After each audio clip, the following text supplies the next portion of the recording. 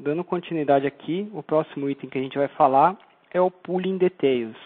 Então, como o nome já diz, né, os detalhes do pooling, que é os detalhes das coletas.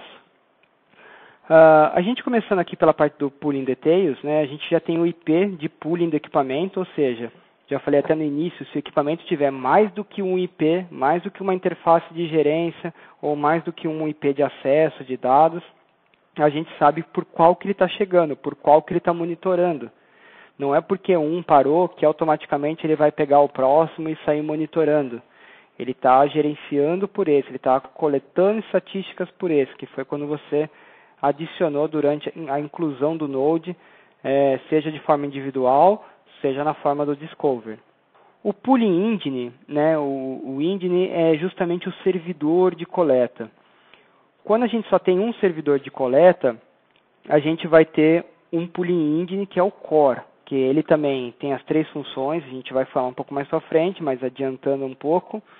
Ele tem a função de Core, de processar todas as informações, né, de ter a comunicação com todos os equipamentos, de forma a conversar com outros servidores, gerenciar a plataforma e fazer a plataforma ficar disponível.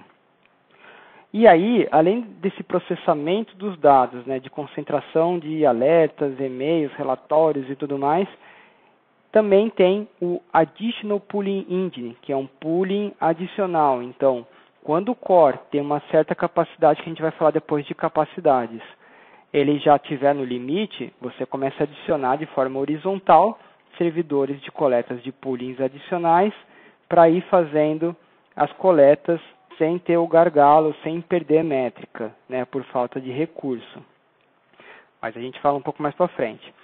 E a terceira função do servidor Core é também essa parte da web, onde você navega via web. A web também tem uma limitação de 30 a 50 sessões simultâneas, e aí quando essa sessão ultrapassa ali o limite, você precisa começar a adicionar servidores de web adicionais para compor a sua infraestrutura. Então, o Pooling Engine, você pode estar fazendo a coleta tanto pelo pooling do Core, quanto um servidor de pooling adicional. E aí aqui você consegue ter essa certeza de qual origem está partindo. Eu estou chegando nesse IP, mas eu estou partindo desse servidor com a coleta. E aí a parte do Pooling Method é justamente saber qual protocolo que ele está utilizando. Então, estou chegando nesse IP, dessa origem, com esse protocolo, com SNMP. Poderia ser via agente, poderia ser via WMI, poderia ser via ICMP, entre outros protocolos, mas aí de outros itens do monitoramento. A parte de Pooling Interval, né, que é o intervalo de coleta, está como 120 segundos, são uns 2 minutos aí. Esse Pooling Interval, ele define que de 2 em 2 minutos ele vai chegar nesse equipamento, vai coletar estatísticas e vai retornar aqui para a base com resultados, positivo ou negativo. Mas ele vai de 2 em 2 minutos. E aí, todas essas informações aqui é possível alterar, né? Eu quero que colete de 5 em 5 minutos, quero de 60 em 60 segundos, né? Tudo isso dá para ir alterando quando você adiciona o Node ou quando você edita o Node. O Next Pool é a próxima vez que ele vai fazer o pooling.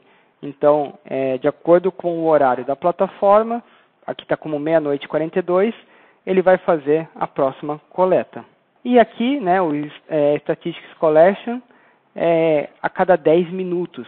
Então, assim, apesar de ele pegar o status de 120 segundos em 120 segundos, as estatísticas das coletas estão no intervalo de 10 minutos. E aqui, por exemplo, Enable 64-bit Counters. Tem itens que às vezes você precisa fixar ele em 32 bits. Por quê? Porque a coleta do 64, às vezes ele utiliza uma MIB, uma OID, e o equipamento ele só aceita 32, você pode às vezes ter que forçar ele em 32. Então, geralmente tem algumas coletas mais personalizadas, que a gente faz isso com o SUN, que é mais fácil ter que mudar de 64 para 32, forçar isso, mas aqui não muito. Vale como uma dica aí também. O Rediscover Interval, que é de quanto em quanto tempo ele vai reanalisar o hardware, ver se é o mesmo, ver se não mudou nada. Isso não precisa ser com uma frequência tão curta. Por quê? Senão você vai ficar toda hora coletando estatística, gastando pooling, forçando o servidor com uma coisa que não é comum acontecer, não é comum alterar.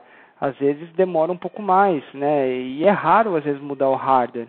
Então, coisa que se esperar 30 minutos não vai fazer diferença. Ah, Fábio, mas eu tenho, sei lá, um firewall que ele tem o spare dele que fica esperando quando cai o firewall A, o firewall B ativa pela HA e aí muda o hardware.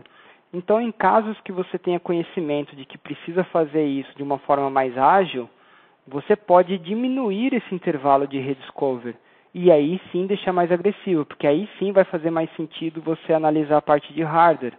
Mas por padrão, 30 em 30 minutos para cada device é o suficiente para ter a informação, não demorar muito nem pouco e obter aí atualizações quando houver. E aí ele já fala, tipo, o next discover, rediscover, né, a próxima vez que ele vai redescobrir esses itens, né, como é de 30 em 30 minutos, a 1h10 da manhã ele vai estar realizando.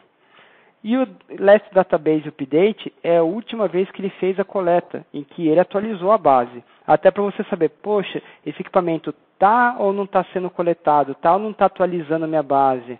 Será que ele, quando eu fiz um pull now, um rediscover, ele foi até lá, ele de fato coletou essa informação?